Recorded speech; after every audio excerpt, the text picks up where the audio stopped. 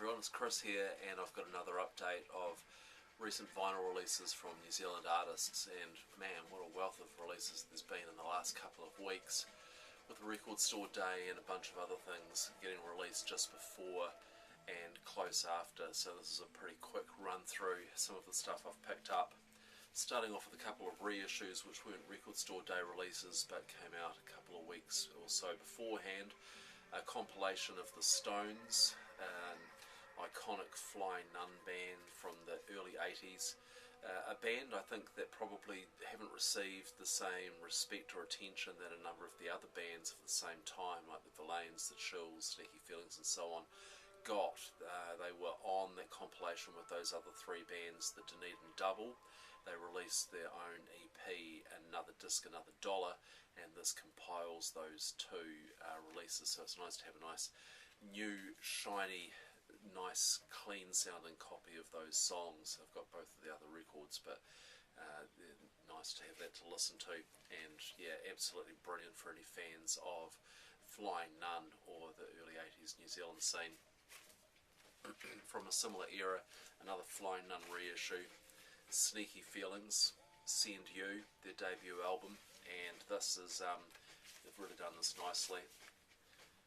So you've got the original album put together with some EP and single tracks and bonus tracks which appeared on a CD reissue from 1993. So some great bonus material in there, and bringing together some, not incredibly rare but reasonably hard to get iconic Flying Nun releases. And Sneaky Feelings kind of always have more of a kind of a Beatles and Byrds influence perhaps than some of the other Flying Nun bands. Great pop songs. Wow, shiny. This is a Record Store Day release from Liam Finn, 10-inch of demos from his album The Nihilist, plus a couple of other songs that didn't make it onto the Nihilist album. So as you'd expect from demos, they're kind of a little simpler and less fully realised than the album tracks, but nice to have. This is a Record Store Day release from an Auckland band called the Echo O's, backed with Bozo. So essentially the same people are in these bands. You've got the Echo O's are a three-piece, Bozo is a two-piece with two of the members of the Echo O's. They performed live at WaihekeRecords on Record Store Day, and one of the features of Record Store Day this year in Auckland at least was fantastic live performances around town. I saw some great acts like Tiny Ruins, SJD, the Echo O's, and a couple of others that I'll show in a moment as well. And yeah, so you've got a 4-track EP here, 2 songs from the Echo O's, 2 songs from Bozo, kind of alternative guitar, bass, drums. Yeah, really good female vocals and guitar and bass. And in fact, on Bozo, I think the woman whose name I can't remember plays just about all of the instruments. And it's a nice screen printed cover on that as well. A couple of archival releases that come out for Record Store Day. This one, first of all, Bitch and Cleves. So a band that started out in Clevedon, an area which is south of Auckland, kind of on the rural outskirts of the city. Certainly in the 60s when this band formed, it was a rural area. They were the Clevedoneers. They became Cleves and went to Australia, and they recorded this Cleves album, which is kind of a psych prog album. Then they went to the UK at the kind of time of early glam and changed their image, changed their sound, and changed their name to Bitch.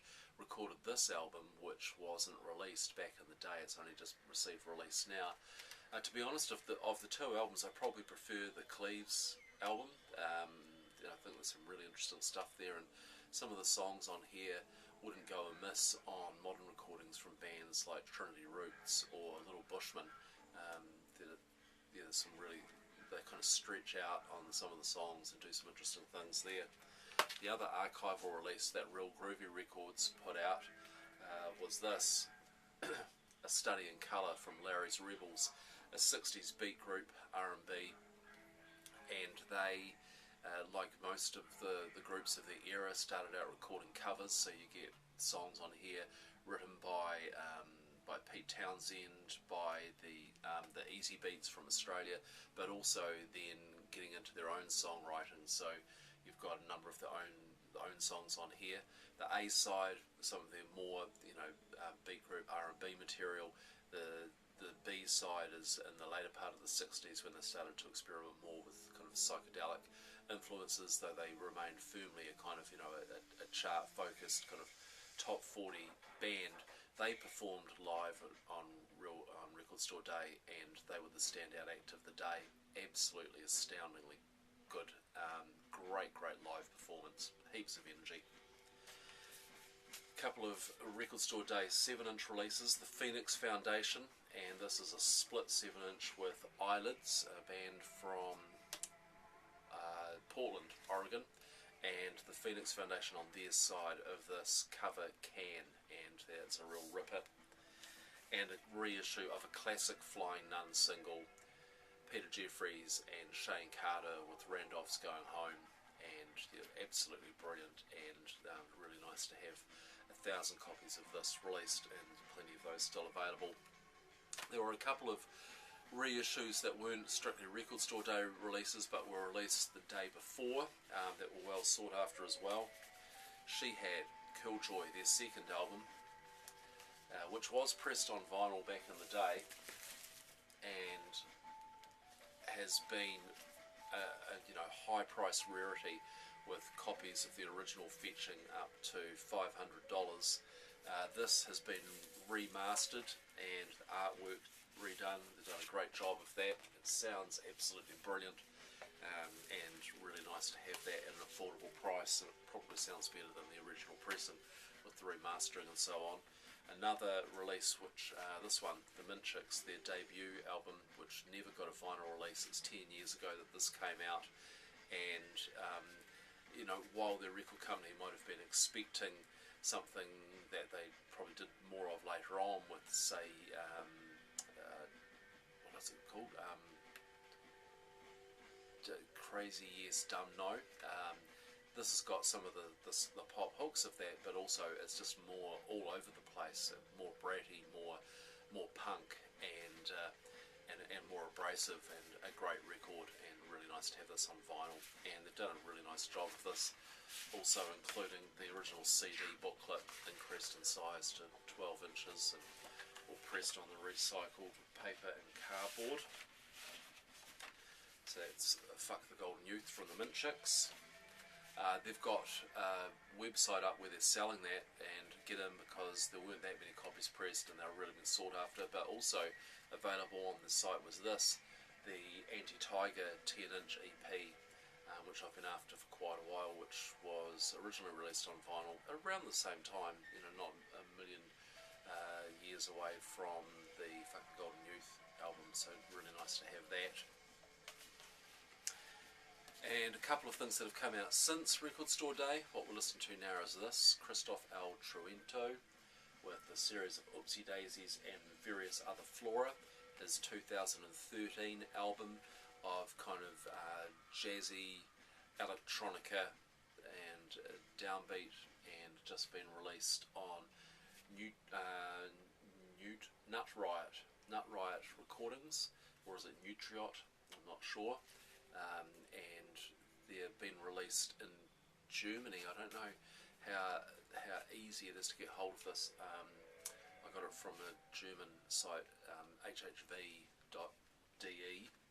and another. This has also come out since Record Store Day, Anthony Tonnen successor. So Anthony Tonnen actually studied under Graham Downes from the Verlaines, who teaches contemporary and rock at Otago University, and Anthony Tonnen was one of the people early on that Graham Downes was championing. He recorded under the name Tonnell and the Finance Company, did a couple of EPs. This is his first album just under his own name, and really great lyrics on here. It's lyric driven, kind of indie rock record, but the lyrics are what's important in here. It's kind of fantastic. brilliantly crafted observations of society and and politics from a very personal point of view. A really great album, that one. And finally, single. I showed a split LP on my last video from these guys, Girls Pissing on Girls Pissing. This is a single-sided single, Nine of Swords.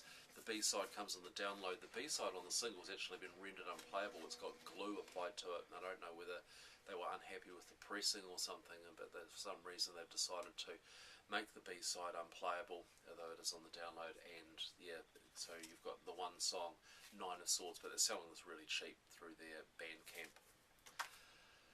So a quick run through. There's a lot more coming. I think the New Zealand vinyl releases kind of piling up, and there's some great stuff. Keep up to date at facebook.com/countingthebeat, twitter.com/WaihekeRecords.